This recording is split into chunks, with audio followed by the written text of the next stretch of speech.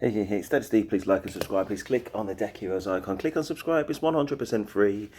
Blood in, blood out. And don't forget to click on the notifications just so you don't miss any amazing content.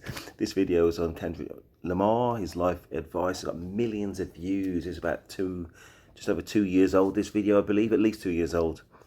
I don't know anything about Kendrick Lamar other than the beef with Drake. This has got nothing to do with that. 100% certain that the video came before that. But anyway, let's see what Kendrick's got to say. When are we going to understand that we are put on earth to love? That's all it's about.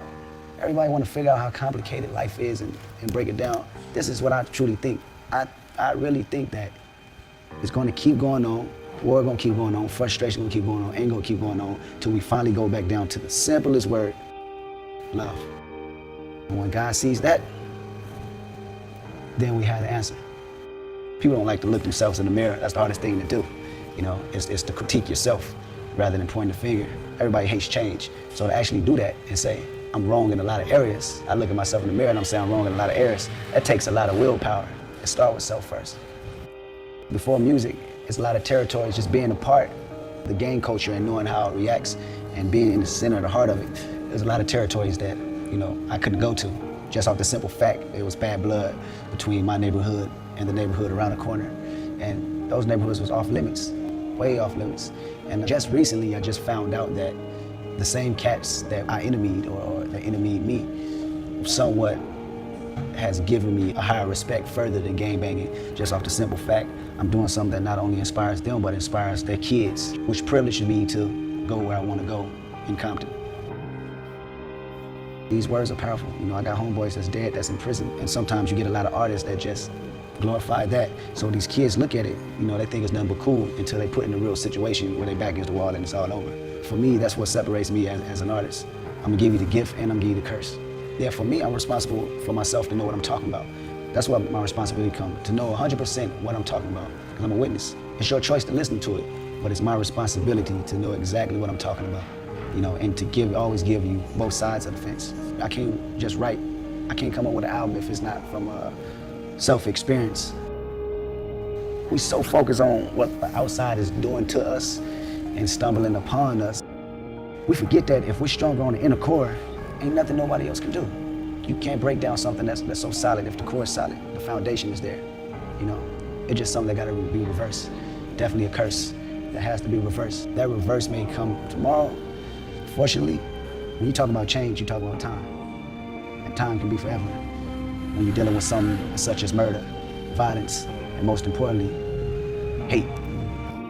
I was surprised to hear some of the things that you were saying right here when you talk about depression and reveal suicidal thoughts. And I'm like, is this real? Is there poetic license? Like, where did that come from? What prompted that? I think I've pulled that song not only from previous experiences, but I think my whole life. I think everything is drawn out of that, even situations from Good Kid, Mad City.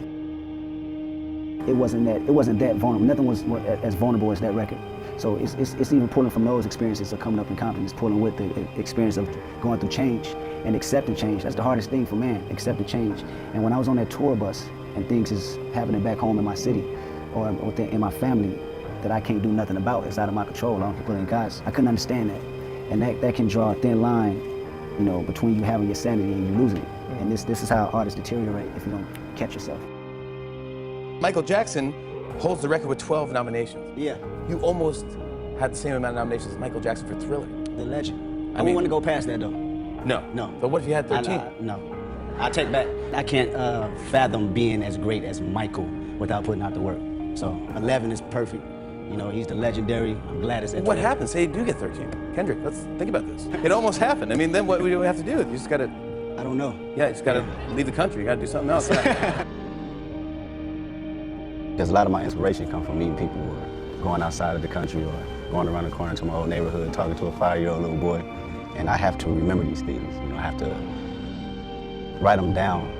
And then 5 or 3 months later, I have to find that same emotion that I felt when I was inspired by it. So I had to dig all the way deep and see what were the things that triggered the idea of Does it always come back? It comes back. It comes back. It comes back. Because I have key little words that make me realize the exact motion and what drew the inspiration. This is the challenge for me. Being able to talk about anything and make it connect to a listener, where the listener can either feel like you or feel like they understand you, or you have just a deeper connection through the music with the listener.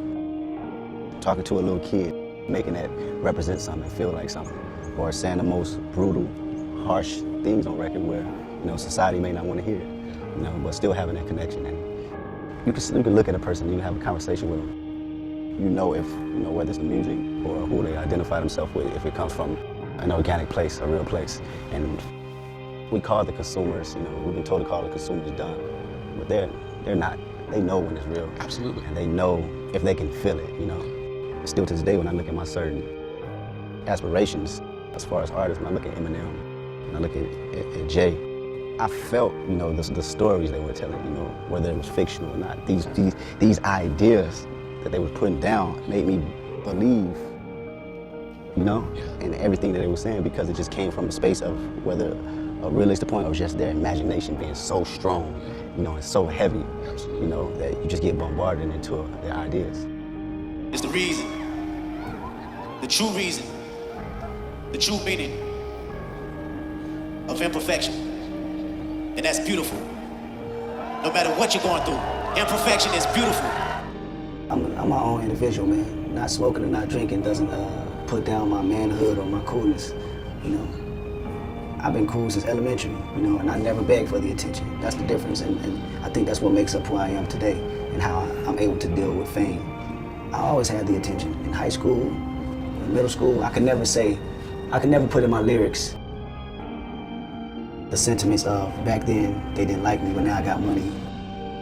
Shout out to Mike Jones, that's not even a diss, but for any rappers that you know, I hear them in raps, those type of lyrics all the time, you know, the person that wasn't liked or wasn't cool, but now they got money, it was cool. I could never say that because I always, you know, got attention, you know, whether it was from the homies or whether it was from girls or whatever. So I take, you know, that same attention and I apply it with my lifestyle now. And this is what keeps me level-headed, to know that it was always there. It's not something that's new and I'm overwhelmed by it where my head is blown up and I gotta have 1,000 chains on. It's been there. So for me personally, it helps me as an artist to stay on level ground, you know, because it's not something that's new. It's not something that, you know, excites me to the fullest. These are the cats that inspire me like the most in doing music, for sure. And if you know, break down how I approach lyrics, you can hear the influence each and every one of these dudes. Give me Jay, I gotta write it so it can look right. Just in any order too. Pac, give me Big, yeah, and give me Snoop. These all, yeah. It's tough. It's tough. It's tough, but you know, yeah. But that's what it is. Yep. You know what I'm saying? Kendrick Lamar. All is good, all is good. I just let the video just run because, yeah, he's obviously a very talented man. He's a very topical man right now. And he talked about just being here for love, which is a very nice perspective, nice lens on life. I really like that. They started off talking about being critical of self and admitting wrongs. Didn't elaborate on that a lot, but I just like that as a concept, and I like that as a foundation of self and the lens that we look things through. It talked about like core. So if you focus on that, you can also withstand the day-to-day pressures and the knocks of life. That's a nice concept. You know what I mean? Just, yeah, what he said. He talked more about his inspirations and his roots in Compton and successes and things like that. So, very, very good. But I think the main thing I will talk about is the starting point that we're here for love. Lovely. I like that. Anyway, please like, subscribe. That is Steve, and I am out.